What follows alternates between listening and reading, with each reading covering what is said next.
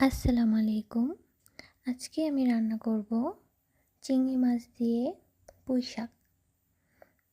হলুদ, মরিচ সব উপকরণ দিয়ে দিলাম। এখন শাকগুলো দিয়ে দিব। শাক দেওয়ার আগে শাকের যে ডাঁটাগুলো থাকে ওগুলো দিয়ে দিয়েছি, কারণ ডাঁটাগুলো সিদ্ধ হতে একটু টাইম লাগে। লার্কি চুলার রান্না তো একটু ধীরে ধীরে হয়।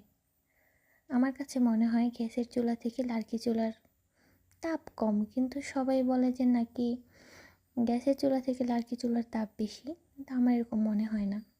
তো এখন শাকগুলো সব দিয়ে দিলাম। চিংড়ি মাছ, হলুদ, মরিচ, আদা রসুন বাটা, হালকা পানি, এগুলো দিয়ে কষিয়ে তারপর শাকগুলো দিয়ে দিলাম।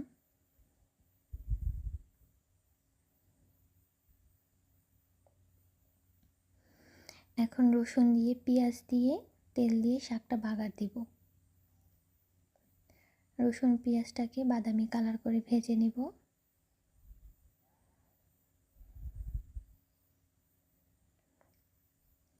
প্রায় অনেকটা হয়ে গেছে, আর একটু বাদামি কালার হলে শাকগুলো দিয়ে দিব।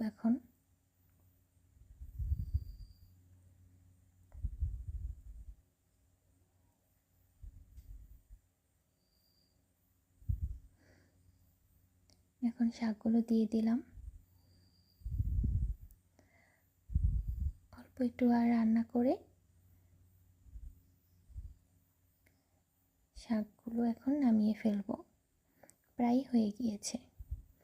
এই তো হয়ে গেল আমার পুঁই শাক দিয়ে চিংড়ি মাছের ঝোল।